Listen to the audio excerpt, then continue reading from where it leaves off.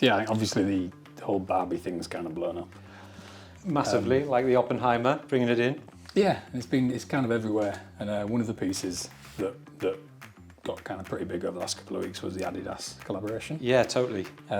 So I designed that and designed it purely as a bit of fun. Well, as we all know that you like your guys. You're always in your what are they?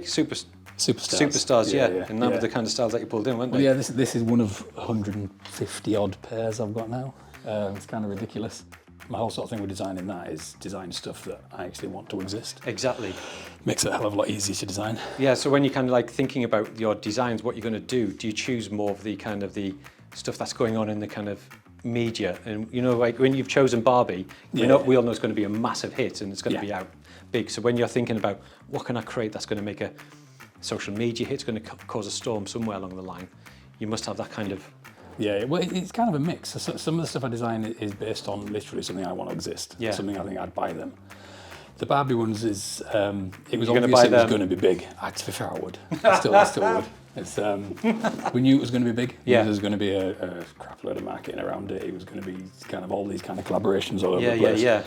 So it was literally designing the one that I wanted to exist, that should exist. Exactly. I think as well, that's kind of like smart in your thought process as well of thinking, I know what my kind of favourite pieces of kind of clothing is, like Adidas, but it's almost, you've thought about that and built something that they've not even thought about. You know what I mean? That's the smart way of your thinking. That's kind of essentially what my job is. It's kind of like to come up with stuff that I wish existed. That's kind of what it was. It kind of thought this would be a cool collaboration.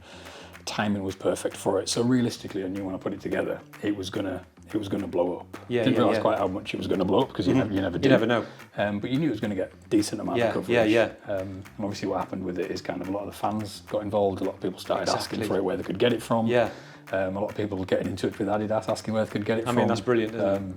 So yeah, it was nice. It was kind of like to see how different people bought into the idea and how many people sort of would have bought it. And it hit. It kind of worked. Exactly. So that kind of, I mean, you're coming up with that concept stuff, but it's like the reach it gets, isn't it? Now, I mean, what you put out there, you hit it at the perfect time. I mean, the figures are insane, aren't they? I mean, that one's up to that's over 80 million impressions. That's now, insane, which is mental. And kind of, I think a few months back I did a Crayola Adidas one, and that was 5 or 6 million, and that was purely on. It made sense. The two brands fit together. It's kind of like there's a lot of kind of. You see a lot of kind of collaborations going up where it's sort of like, it don't really make a lot of sense, but you can see it happening, it's more believable.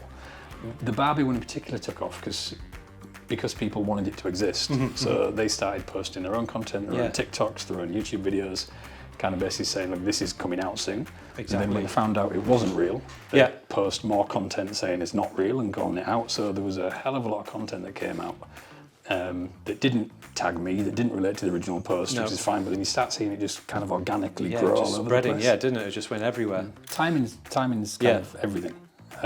If the Barbie wouldn't have come out, 6-7 months ago, it would have done well, but nowhere near as well. So timing it alongside when the real campaigns are launching, it's quite easy to not trick people, because to be honest, when the post is kind of put out, it's quite clear in there, it's a concept, it's an idea. The thing is, online, people see a concept and they don't actually read any further. They take it at face value straight away, so it's kind of this instant reaction. And if that instant reaction hooks people in, you've kind of done a good job. Exactly, you've won them, haven't you? You've got them there.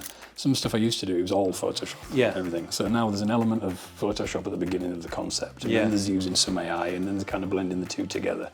It's basically whatever gets that concept out there in the best possible way, in the quickest possible way.